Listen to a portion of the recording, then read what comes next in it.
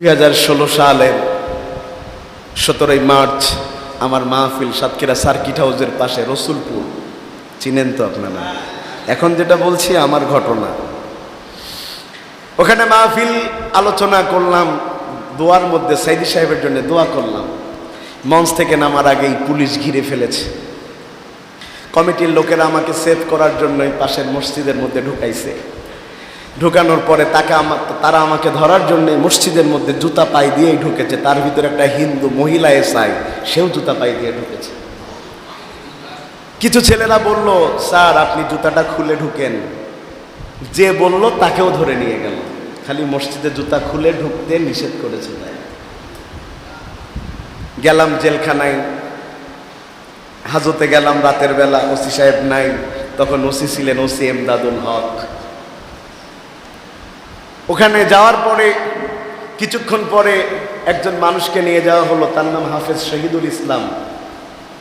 এদিকেই কোথাও বাড়ি হবে তার, হাফেজ শহীদুল ইসলাম। তাকেও একটা মাহফিল থেকে দোয়ার পরে ধরে নিয়ে যাওয়া হয়।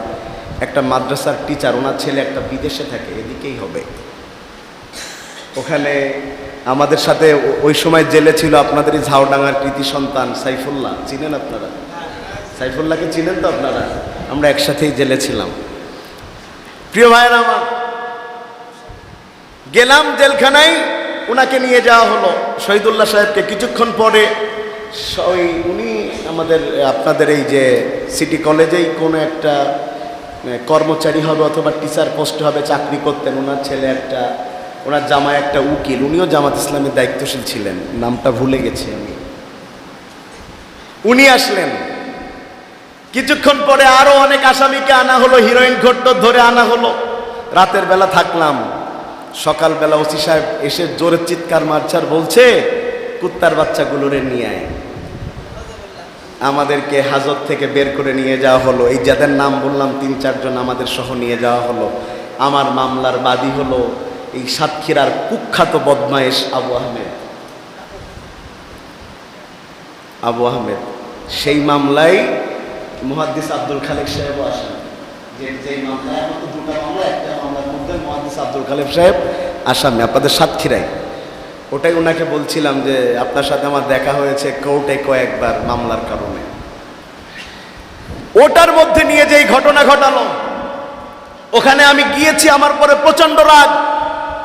অলরেডি টেলিভিশন স্ক্রলে ঢুকতেছে যে মানবতা বিরোধী অপরাধের মৃত্যুদণ্ডপ্রাপ্ত আসামি সাইদির জন্য দোয়া করায় এক জঙ্গি বক্তা গ্রেপ্তার। তখন তো এতটা অনলাইনে হয়নি ভাই। জেলখানার মধ্যে এই পুলিশের ওসির রুমের মধ্যে নিয়ে উনি লাফ মেরে চলে আসলেন। এসে পরে আমার দাড়ি ধরলেন, জোরে দাড়ি ধরে ঘেঁষতে লাগলেন, আর এলোপাতাড়ি মুখে ঘুষি মারতে লাগলেন। বললেন, সাইদি তোর বাপ হয়? এই সাইদি তোর বাপ হয়? কোনো কথা বলছি না। আমার চুপ থাকতে দেখে মাথায় ঘুষি মারলেন, আমার টুপিটা পড়ে গেল। আমি টুপিটা তুলতে যাচ্ছি, আমার টুপিটা তুলতে দিল না। আশপাশে দালালগুলো ভরা আছে, তারা বলছে ঠিক আছে সাইদি ওর বাপ হয়, এখন সাইদি এসে ওরে বাঁচা, এই ধরনের কথা বলছে। একটা পর্যায়ে আমাকে মারতে মারতে ওই সিটি কলেজের যিনি ছিলেন তার দিকেও এগিয়ে গেলেন। ওনার সাথেও রাগারাগি। এই শহীদুল ইসলাম সাহেবের ওই লোকটাকে মারতে গেলেন, ঘুষি মারতে গিয়েছে, লোকটা মুখ সরাই নিয়েছে। ওই ঘুষি যে শহীদুল ইসলাম সাহেবের চোখে যে লাগলো, মুরব্বী মানুষ, এখান থেকে দর করে তার পানি বেরোতে লাগলো, এই রক্ত বেরোতে লাগলো। লোকটা বসে পড়েছে হাওমাও করে কেঁদে, মুরব্বী মানুষ। এত খারাপ লাগতেছে আমার। এই অবস্থায় আমাদের উপর করে থানার মধ্যে শুইয়ে দিল, সব কিন্তু উলামায়ে কেরাম। শুইয়ে দিয়ে আমাদের সাথে যে কি বিশ্রী আচরণ, সবগুলো তো বলতে পারবো না। একটা পর্যায়ে বললো, হিরোইন খোর যারে ধরে এনেছিস, হিরোইন মামলার আসামি, ওরে ধরে নিয়ে আয়। ওকে এনে বলতেছে, এই কুত্তা কটার পাছায় লাথি মার, এদের জামাত করার স্বাদ মিটায় দেয়। আমরা দাঁড়ালাম। ওই হিরোইন খোর মামলার যে আসামি একেবারেই খারাপ একটা মানুষ, কিন্তু ও তখন বলছে, স্যার আমারে আপনি যা ইচ্ছা করতে বলেন, কিন্তু হুজুরদের মারতে বললেন না। ও বলছে, তখন বলছো তোমার হুজুরের পরে দরদ। ওদের গালি তো আমি বলতে পারবো না ভাই। দরদ, এই মারবি নাকি তুই মার খাবি? এক পর্যায়ে ওকে দিয়ে বাধ্য করেছে আমাদের লাথি মারাতে। এতক্ষণ যে আমাদের মেরেছে আমরা কেউ কাঁদি নাই, কিন্তু একটা হিরোইন খোদ দিয়ে যখন মারিয়েছে ভাই, লজ্জার অপমানে কাঁদতে শুরু করেছি আমরা যে লজ্জায় অপমান একটা হিরোইন খোরকে দিয়ে মারানো। পরে যখন আমরা জেলে একসাথে ঢুকেছিলাম, এই হিরোইন খোর কোনো দিন আমাকে দেখে সামনে আসতো না, দূর দিয়ে চলে যেত আর চোখে পানি দেখা যেত। সে একদিন বলেছে, আমার জীবনের সবচেয়ে বড় আফসোস, আমি এত খারাপ মানুষ কিন্তু আমাকে দিয়ে হুজুরদের পিটিয়েছে, এটার চাইতে কষ্টের আমার কাছে আর কিছু হতে পারে না। সর্বশেষ যেটা কষ্টের কথা ছিল, উনি বলছে এই লেখ আর জামাত ইসলাম করব না। লেখ আমাকে বলছে সাইদি সাহেবের জন্য দোয়া করব না। লেখ আমি লিখতে রাজি হচ্ছি না। বলছে লেখ যদি আমি জামাত করি আর সাইদির জন্য দোয়া করি তাইলে আমি বাপের বেজন্মা সন্তান, লিখে স্বাক্ষর কর।